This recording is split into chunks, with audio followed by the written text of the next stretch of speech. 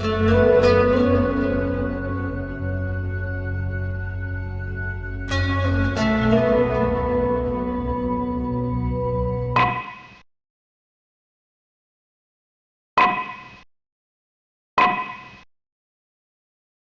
c'est une séance d'hypnose?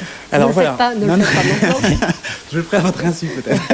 Est-ce qu'on peut le faire à l'insu? C'est la grande angoisse. Alors justement, quand on lit les ouvrages d'Erikson, en fait, Erikson, voilà, pouvait parler avec vous et vous proposer des suggestions tout à fait indirectes et vous faisait fonctionner en hypnose sans que vous en rendiez compte.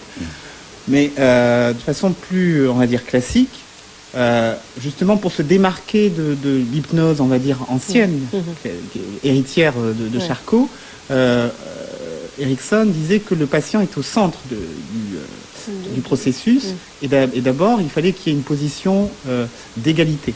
Donc le patient est assis au même niveau que le thérapeute. Voilà. Donc position assise. Le patient peut ouvrir les yeux ou les fermer, c'est vraiment comme il le sent. Et on commence par une induction, c'est-à-dire de fixer l'attention, pas seulement visuelle, hein, ça peut être du champ corporel ou auditif.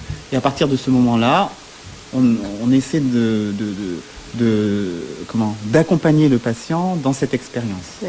D'accord. Jusqu'au moment où effectivement, il y a des signes où il lâche prise, où il y a des petits signes de transe. Des signes quoi? De signes physiques? Des signes physiques, où on voit que la respiration est beaucoup plus ample, on voit qu'il y a un relâchement du tonus musculaire. Je suis en train de respirer. Il est en train de me le faire.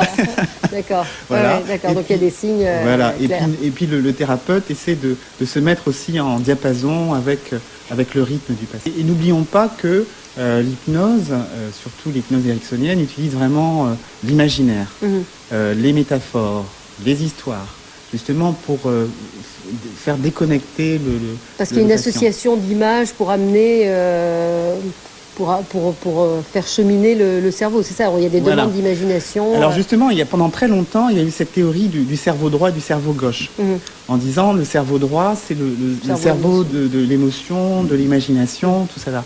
Et en fait, c'est un peu ce qu'on cultive.